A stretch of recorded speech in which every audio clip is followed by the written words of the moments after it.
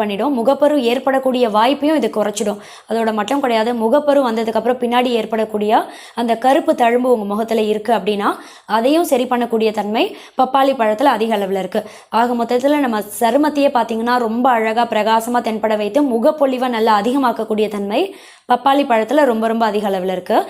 தலைமுடி உதிர்வு அதிகமாக இருக்குது அப்படின்றவங்களும் பப்பாளி பழத்தை உங்கள் அன்றாட உணவில் சேர்க்கணும். இந்த பப்பாளி பழம் அப்படின்றது தலைமுடி உதிர்வை தடுத்து நிறுத்துறதோட மட்டும் கிடையாது, தலைமுடி நல்லா அடர்த்தியாக வளர்கிறதுக்கும் ரொம்பவே உதவியாக இருக்கும். ரொம்ப குறிப்பாக நுரையீரல் உறுப்பு ஆரோக்கியமாக செயல்படும். சுவாசம் சம்மந்தப்பட்ட ஒரு சில பிரச்சனை, ஆஸ்துமா மாதிரியான பிரச்சனையெல்லாம் ஏற்படக்கூடிய வாய்ப்பையும் கம்மி பண்ணிடும். இந்த பப்பாளி பழம் தொடர்ந்து சாப்பிட்டுட்டே வரும்போது நம்ம உடம்புல நோய் எதிர்ப்பு தன்மை நல்லா அதிகமாகும். இதனால் anti fungal, anti bacterial, anti virus குணங்கள் எல்லாமே இதில் அதிக அளவில் இருக்கிறதால எந்த ஒரு வைரஸ் தொற்று, பாக்டீரியல் தொற்று பாதிப்பும் ஏற்படாமல் தடுத்து ஆரோக்கியமாக வாழறதுக்கும் ரொம்ப ரொம்ப உதவியாக இருக்கும். இவ்வளோ ஆரோக்கியம்